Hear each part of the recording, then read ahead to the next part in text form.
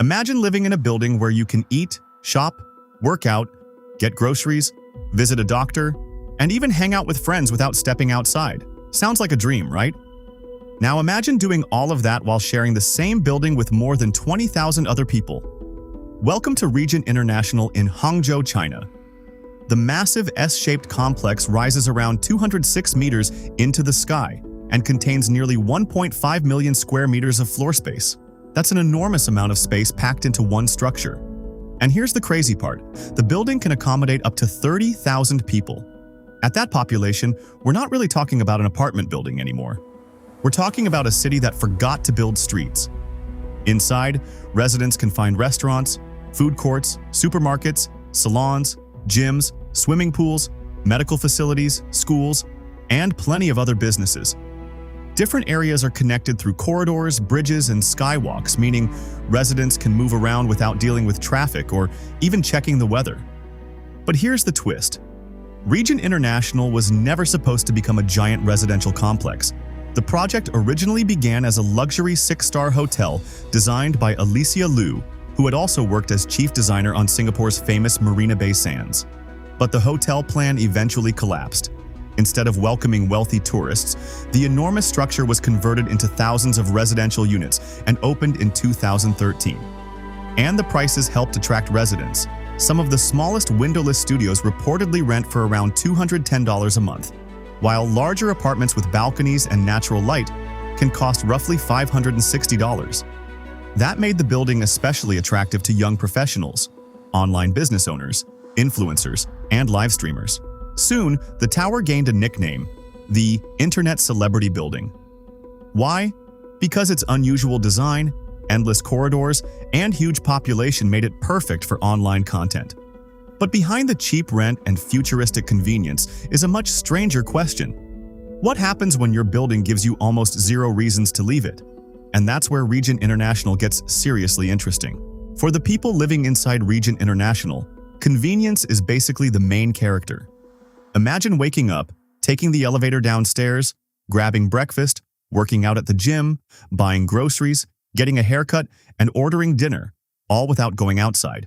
Your entire daily routine can happen inside the same enormous complex.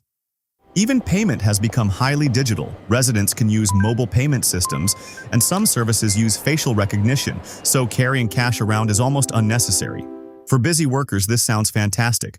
But there's a strange downside. When everything you need is available inside your building, you slowly lose the need to leave it. Some residents can go several days without spending much time outdoors.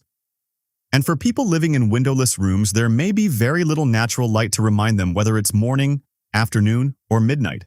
Your room doesn't care. Your phone has to tell you.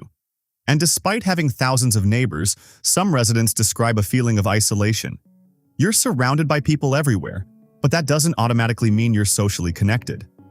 Then there's another group that discovered something special about this place: content creators. Influencers and live streamers started moving into Regent International because the building itself was interesting.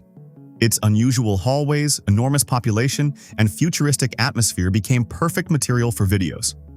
The result? The building became an internet attraction without ever being designed as one. But putting 20,000 to 30,000 people under one roof creates another problem: controlling what happens inside. By the early 2020s, the complex had gained a reputation for unauthorized businesses, subletting, and other activities that were difficult to regulate. In 2021, as Hangzhou prepared for the Asian Games, authorities launched efforts to clean up problematic properties.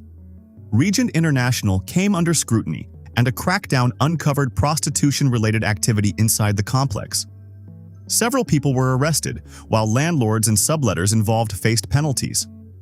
Suddenly, the famous Internet Celebrity Building had a very different reputation. But the biggest question isn't even about the scandals, it's about scale. If something goes seriously wrong, how do you safely move tens of thousands of people out of one massive building? That's a challenge cities normally solve with streets, multiple buildings, open spaces, and several evacuation routes. Regent International puts an enormous number of people into one address, and that leads to the bigger debate. Is extreme density the future of crowded cities, or a warning about how far we should go?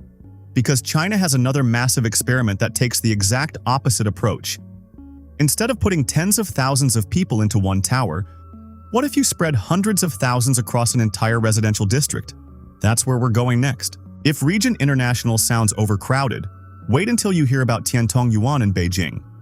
Because here, we're not talking about 20,000 people. We're talking about somewhere between 400,000 and 700,000 residents, depending on which estimate you look at. That's enough people to make this one of the largest residential communities in Asia. But Tiantong wasn't designed like Regent International. Instead of building one giant vertical city, China built an enormous sea of apartment blocks stretching across a huge area. Construction began around 1999, during a period when China was rapidly urbanizing and needed massive amounts of affordable housing after the country's old state housing system began disappearing. The problem? The housing grew much faster than the surrounding infrastructure. And that's how Tiantong earned a brutally honest nickname, Sleeper City. Why? Because for many residents, Tiantong is basically where you sleep. Jobs, restaurants, entertainment, and major commercial areas are often somewhere else. So every morning, huge numbers of residents leave the district and head towards central Beijing for work. And then comes the real punishment, the commute. The subway station became famous for enormous crowds and long queues, with people sometimes waiting simply to get inside the station before even reaching the train. Imagine starting your workday by standing in a line that already looks like a concert is happening. For many residents, life becomes divided into two completely different worlds. During the day, they're in central Beijing, working, eating, shopping, and meeting people. At night, they return to Tiantong to sleep, wake up, and repeat the entire journey again.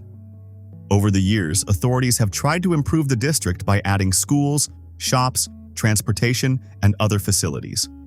But fixing infrastructure after hundreds of thousands of people have already moved in is much harder than building it correctly from the beginning. And that's what makes Tiantong fascinating. Regent International and Tiantong solved the same problem in completely opposite ways.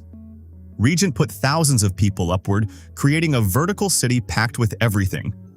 Tiantong spread people outward, creating a massive residential district where many residents still have to travel elsewhere for daily life. One went too far vertically, the other went enormous horizontally. But both reveal the same challenge facing rapidly growing cities. How do you house millions of people without turning everyday life into a giant logistical puzzle? And China's next project took that question to an absolutely ridiculous level. It wasn't just supposed to house thousands of people. It was supposed to become the tallest building on Earth. And today, there isn't even a building there, just giant pits in the ground. And, unbelievably, fish. China has built some absolutely enormous structures. But in 2013, one company decided to go completely overboard. The project was called Sky City, planned for Changsha. And this wasn't going to be just another skyscraper.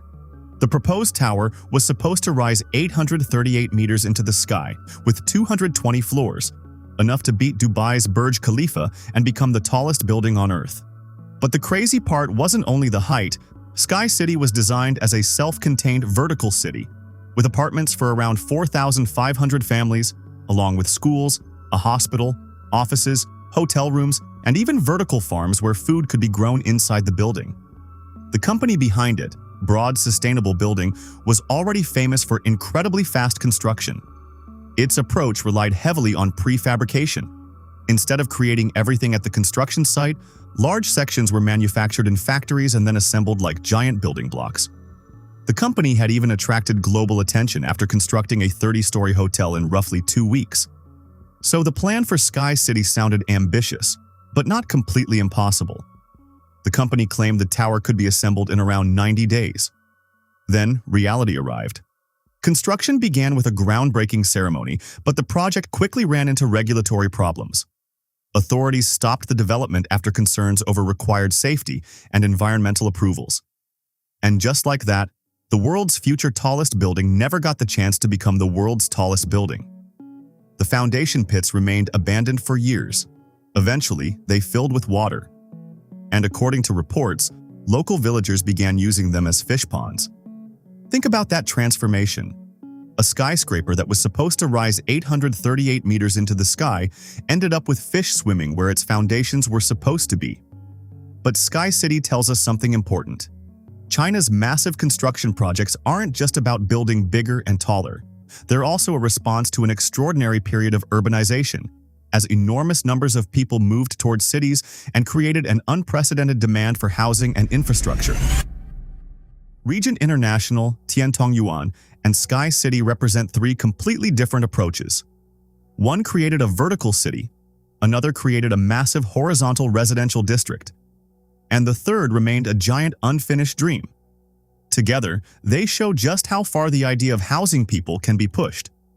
Because at some point, a building stops feeling like a building, it becomes a city. And perhaps the biggest question isn't whether humans can build places like these, it's whether we actually want to live in them.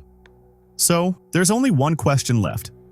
Would you live in a building with 20,000 neighbors if it meant you never had to leave for anything?